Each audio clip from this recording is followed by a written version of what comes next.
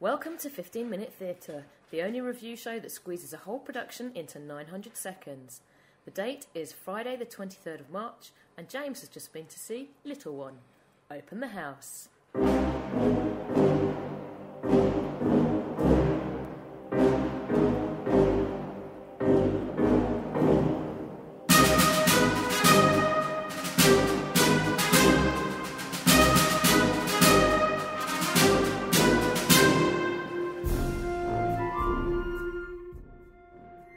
Alright, Jim Bobs, how are you doing? I'm very well, thank you, Vicky. What the heck's going on? Well, I feel like we've reversed roles. We certainly have. I'm not sure how comfortable I am with it, taking the lead.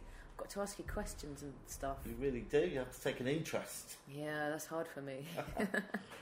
So, you have been to see Little One at the Landor Space, which is directed by, now I've got to read James's writing here and it's a bit difficult for me, directed by Corey Haas, written by Hannah Moscovich. Notable actors are Matthew Cleverly, Natasha Zaka. That's a good name, isn't it? Yeah, Cleverly. The venue is the Landor Space, which is part of the O Canada Festival, running until Saturday the 24th of March. Now, James, do you want to give me a synopsis? I will. Okay, so the play revolves around a brother and a sister. And the sister is adopted about the age of 4. Right. And she's got very psycho tendencies, basically. Oh, and the brother is like full blood child. Yeah, Okay. and so there's lots of narration and lots of monologues. And it tells a story over about 10 years, maybe, or something like Okay. that. And it just kind of descends into kind of a creepy situation for the brother. And then alongside that, there's another story which is told, again, in the form of monologue, mainly. 2 stories, that's quite greedy, isn't it? About a couple called Roger and, I'm going to say, Kitty, because that was the nickname of the person. Are they related to the brother and sister in any way? No, and but they are neighbours, which you find out towards the end. Like in the Australian soap? Yeah, just like that, Is it Scott and Charlene? So, what question shall I ask you first? What were your first impressions of it? Okay, well, I went in there and it was in a pub theatre, and it was a nice intimate space. There was a drummer in the corner. Hello. He was doing a bit of percussion. Did he have like a full drum kit? He did have a full drum kit, and then on the walls there was lots of writing. It was all the walls were black, and they put black sheet of paper, Right. and they'd done like noughts and crosses, and there was lots of things like a fish and a drawing of a cat. And as you went through the play, all these things kind of related to it, and they did more drawing as they went along. Was it a bit like the time many years ago when it was my birthday and it was on Friday the 13th, and we covered the walls with bin bags and painted on them, and then it smelt so bad we had to take them down? I know, I remember that party. It was a fancy dress party, wasn't it? But I said people didn't have to bother, so there's only about 5 people in fancy dress. Which was, I think, us. Yeah, oh gosh, I remember that. We went in, we were really proud of ourselves. It was all black, and we couldn't breathe. We didn't really have any windows, did we? No, it was good times. Oh, student life. Anyway. Okay, so what was the staging? So we've done that staging. Are there any other sort of technically bits that are noteworthy? Not really. There was only 2 people in it. So, okay, so they play both. Yeah, so they played the brother and the sister, and also did the monologues. But it was mainly Aaron, who was a brother. His monologues were all about his sister, really. Right. And it all kind of revolved around. They didn't know her real name, and she'd obviously been abused but they weren't sure when she was young. How did they differentiate between being the brother and sister and the neighbours? No, they didn't play the neighbours, but they just told the story of the neighbours. Okay. And that was quite hard because, to be honest, to start with, when they were doing the monologues about the neighbours, I didn't find it very engaging. Right. So I kind of struggled with those bits, and I didn't know who they were for a start, and I was thinking, have I missed something important? And what were their performances like in general? Were they good? They performed brilliantly. Yeah. I was really pleased. I mean, it's hard because I kind of I have some knowledge of this field. Yeah. And I thought sometimes the writing was a little bit off. But that's quite a harsh criticism, really. Most of the time it was right, but sometimes I thought some of the things that happened, the crazy things that she did, were a little bit... Some of the language wasn't quite right. Right. But the performances were really good, and the energy of them, I mean, if I had to criticise the performances at all, I would say they were a little bit too heightened. But... A little bit OTT? But only a bit. Okay. Only a bit. How long was it? An hour. Oh, perfect for you. I loved it, yeah. We know you can't hold your attention for longer than an hour. It was a perfect length. Yeah. And no interval. And as it carried on, it did become more engaging. Right. I mean, when I read the synopsis, they were talking about Nightmare on Elm Street and things like that, and kind of chilling. And that's hard to portray on the stage. Because how do you do his Mr. Tickle Arms when he goes down the alleyway? Yeah, well, it was all set in, like, real. There was no fantasy elements. Yeah, okay. But, yeah, the story became more engaging as it went on. And I suppose because I've seen a lot of horror films, it takes a lot to scare me. But there were some kind of uncomfortable moments. Right. Did you have any standout moments? Standout moments. I certainly liked. I much more preferred every time the brother and sister were were performing together. Okay. So the monologues I found hard to take. I have to be honest, but there was like a whole bit in a campsite, and that was quite good and quite disturbing. Was that like? Friday the 13th. I forgot my horror films for a minute. Oh my goodness. Well, it was certainly not like Carry On Camping. Okay. But again, it was all the disturbing relationship of Claire.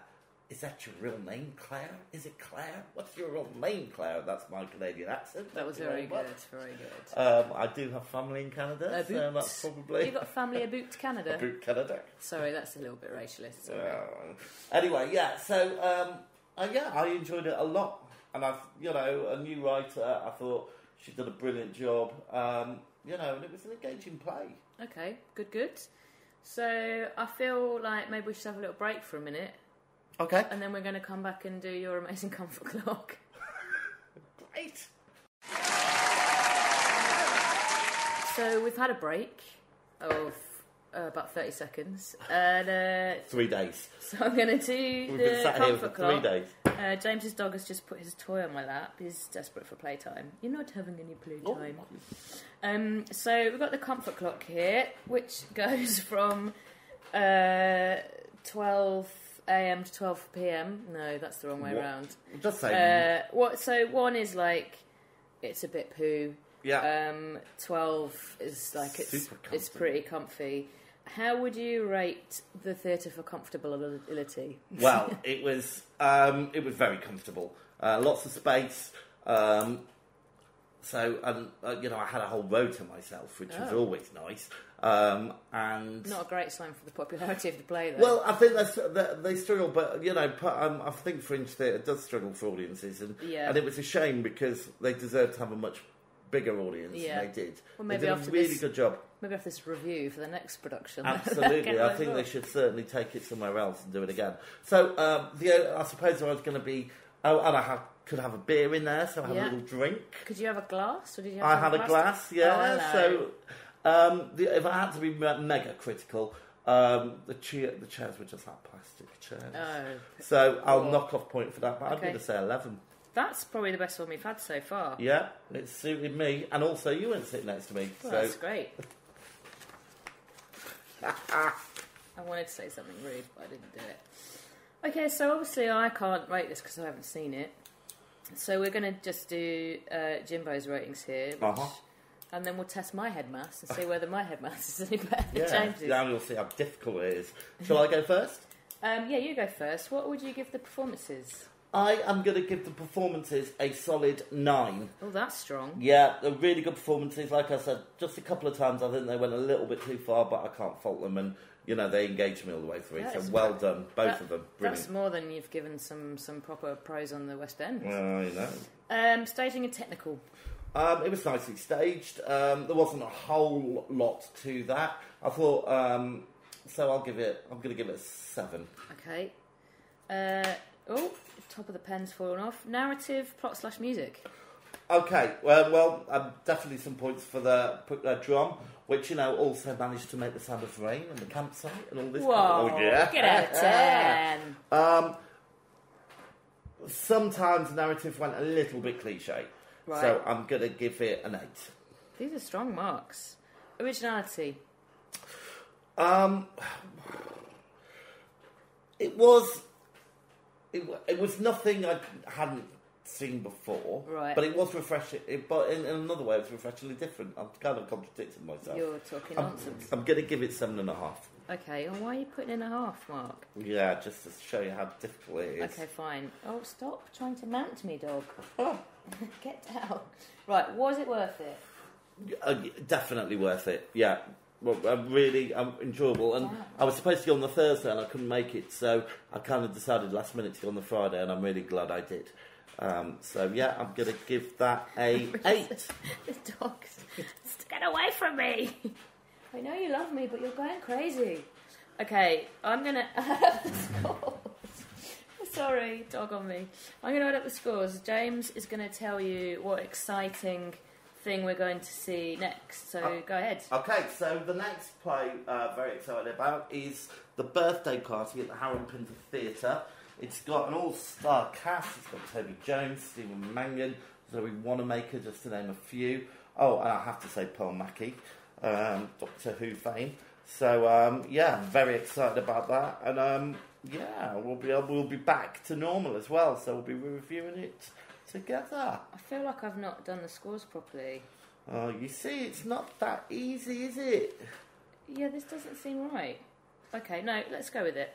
So, Jimbo, you've given this a rating of 3.9.5. Okay. Which puts it just below 31 hours and just above The Twilight Zone and The Winner Is, which I think is pretty good for a pub theatre. Yeah, I think it's done really well. And I'm happy with that rating. What number is that then? So that will be number 8. 8. On our leaderboards. Good stuff. It's pretty good. Well done, little one. So what do we do now? Because you normally do this bit. Have I got a page of things that I'm supposed to say? Oh, what's that noise? I heard it too. Oh, that's the theatre bell. Oh. Which means we're out of time. Thanks very much for listening.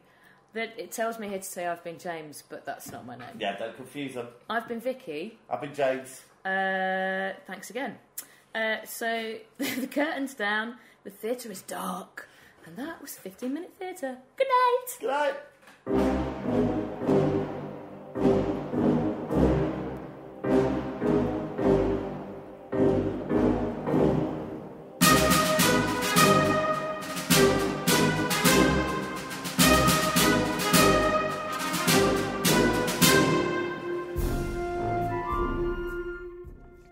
If you're brave enough to have your theatre production reviewed, please contact us at 15minutetheatre@gmail.com. Find us on Twitter, and please rate and review us on iTunes. Thanks for listening.